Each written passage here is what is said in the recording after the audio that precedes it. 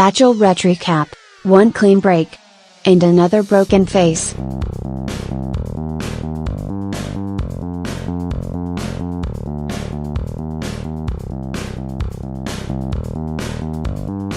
The first group date this week ends up playing out like not so romantic one-on-one with Colton.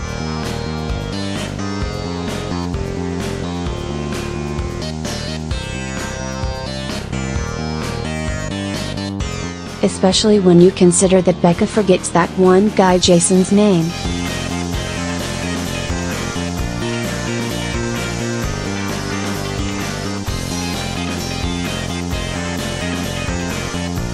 Remember, we learned last week that Colton had a relationship with Becca's friend Tia Booth. Becca was, rightly so, thrown off by this news, so what better than to bring Tia on a date to straighten things out. In the Bachelor family we're used to these kinds of oh no they didn't moments happening.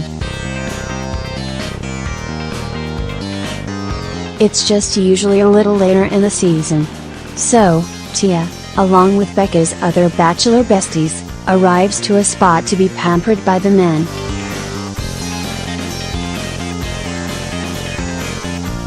The facial expressions on Tia and Colton's faces screamed sexual tension.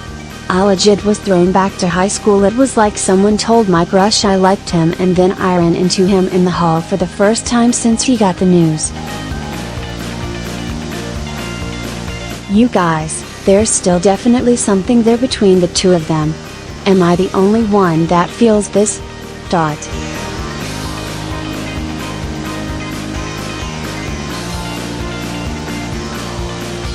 Colton and Tia both assure Becca that their fling was no big deal and shouldn't come in the way of a future romance with Becca.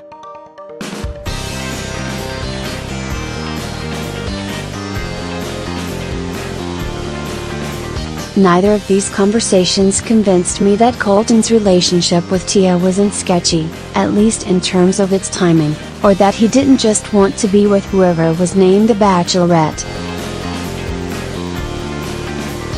Tia may have told Becca she's not breaking girl code by continuing to date Colton, but you know her heart was aching a little bit.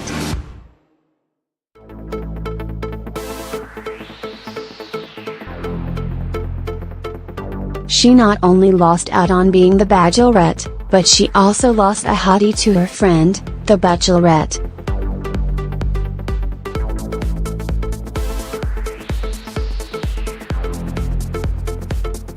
She may be thinking, the odds aren't in his favor to win and he'll probably end up in paradise with me.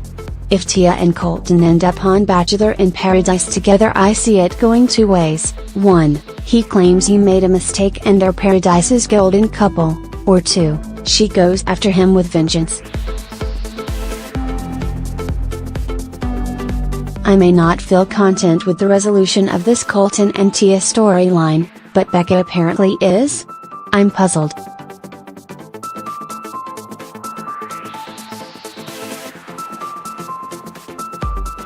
I feel like there's a piece of the story that was edited out.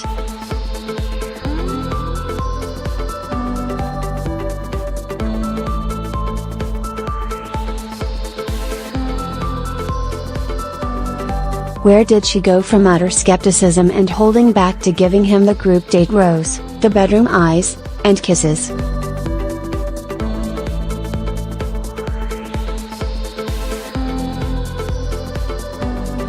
It's probably because she got permission with Tia to move forward with him, but I'd have liked to have seen that.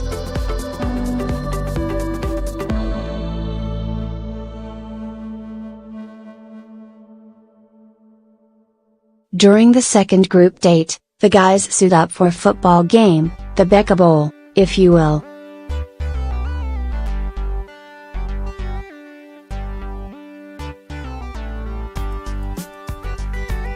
Legit NFL player Clay just couldn't hold back, because why would you hide your light under a bushel on The Bachelorette?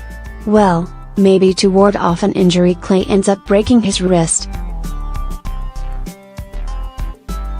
The break requires surgery, which means Clay basically needs to choose between Becca and his career.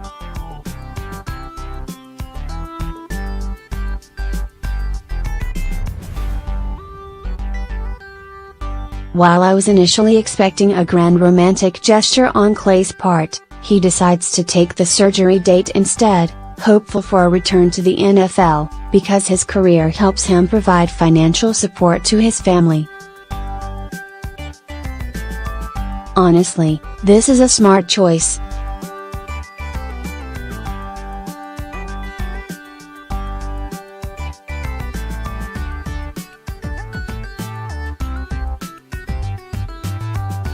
I think that Clay was emotionally in tune enough to know he and Becca weren't going to get married in the end, and his exit comes in lieu of a full rose ceremony this week.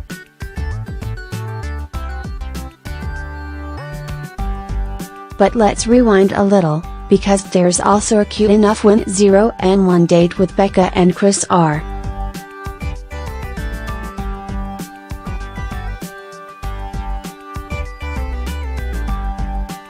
Who get to write emotional songs together with the pop star and mega talented songwriter, Richard Marx.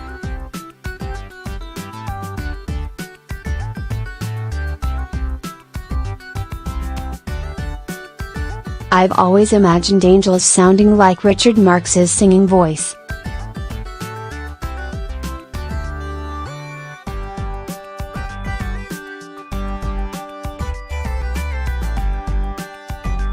I'm a big fan and am swooning over their slow dance together to his vocals.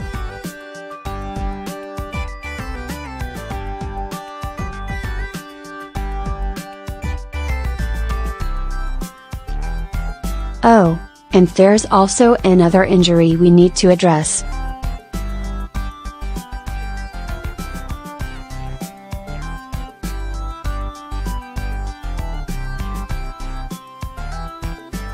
While all of this is happening, David and Jordan are getting into what may be a historical Bachelor argument over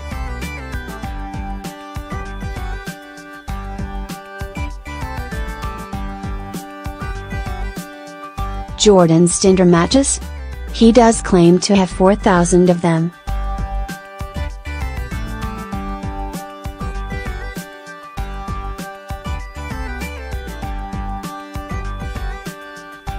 David just cannot see the humor in the character that is Jordan and is determined to take him down, by chatting to Becca about those dating app stats.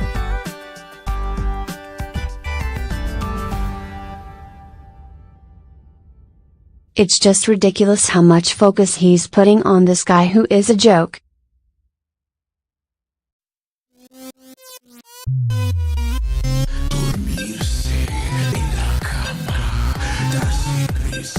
And, look, not that anyone ever wishes harm on anyone, but you know that the producers and probably the guys had a little internal chuckle to find out that David was the guy who fell out his bed.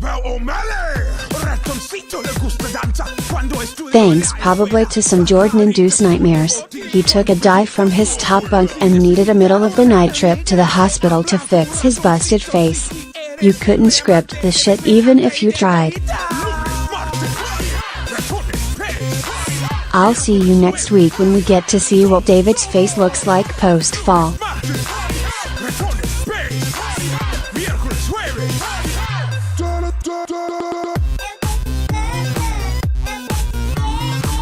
As well as what bad jokes Jordan likely makes about it.